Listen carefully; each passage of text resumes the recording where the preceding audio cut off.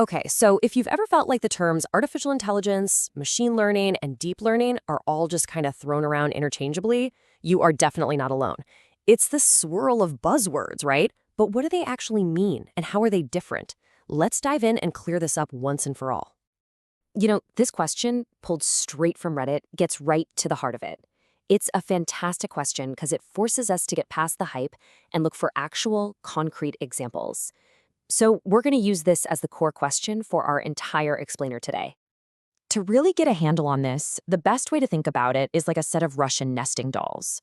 Artificial intelligence, or AI, is the biggest doll. It's the whole field.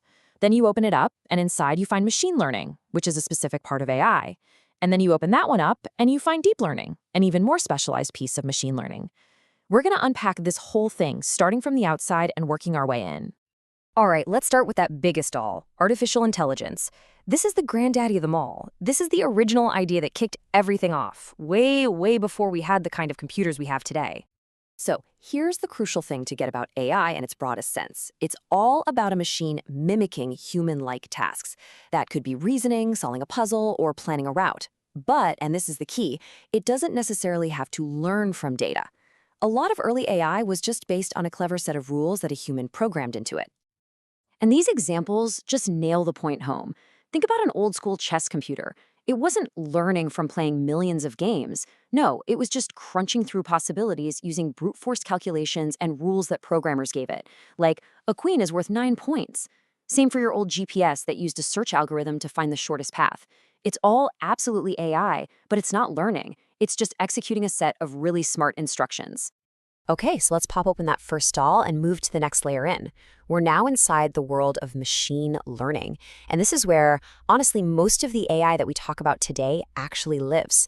But even in here, there's a really important split we need to understand. This is the big shift. This is where everything changes. Instead of giving the computer a detailed set of rules, we just give it a ton of data and let it figure out the patterns for itself. The learning part of machine learning comes from the algorithm literally adjusting itself as it sees more and more data, getting better and better at its job over time.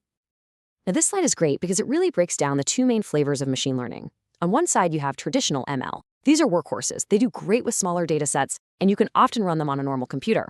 But here's the catch. They need a human expert to tell them what parts of the data are important. We call that feature engineering. On the other side, you've got deep learning. This is the heavyweight champion. It demands huge, massive data sets and super powerful hardware. But its superpower, it figures out what's important all by itself. And that leads to this last point. Traditional models, we can usually understand why they made a decision. Deep learning models, well, they can be a total black box. And we're going to talk about that in a sec. So how does it do this automatically? Well, deep learning uses something called neural networks, which are loosely inspired by our own brains. Think of it like this. You feed an image in one end. The first layer of the network might just spot simple things like edges and colors. The next layer takes that information and looks for simple shapes. The layer after that looks for combinations of those shapes, and so on, until the very last layer can confidently say, yep, that's a cat. And what's driving this whole process? Well, it's some seriously complex math.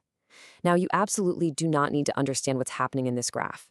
Just know that at every single point in that network, a little mathematical equation is deciding how important a piece of information is and whether it should be passed on to the next layer.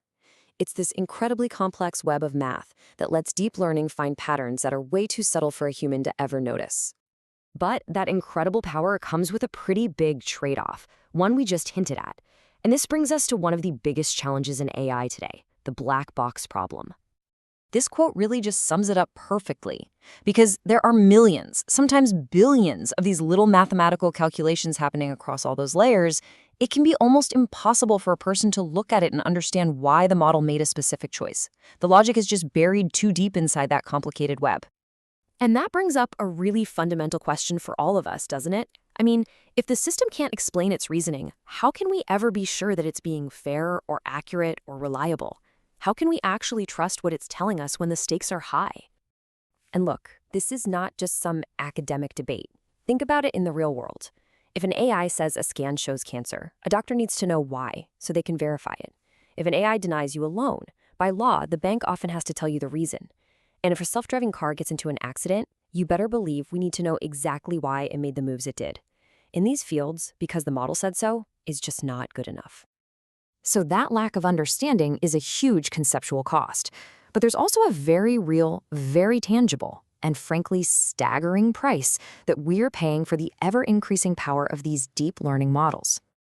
Just look at this chart. That gray band at the very bottom, that's the slow and steady improvement in computer chips, what we used to call Moore's Law. That red line that is shooting up into the stratosphere, that's the amount of computing power we're using to train the biggest deep learning models. It is growing exponentially faster.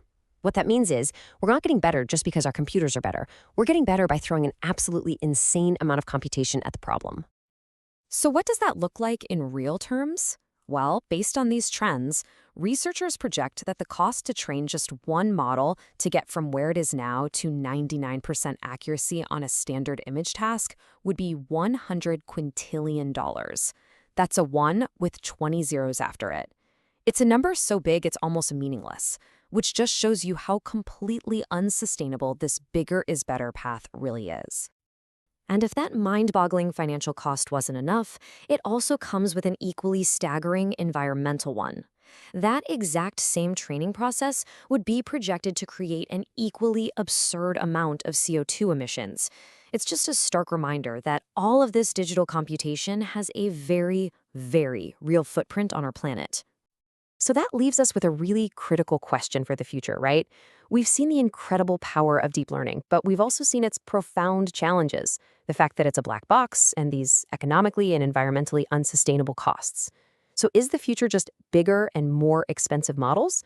Or are these limitations going to force us to invent a whole new generation of AI that is not only powerful, but also efficient, transparent, and maybe, just maybe, trustworthy?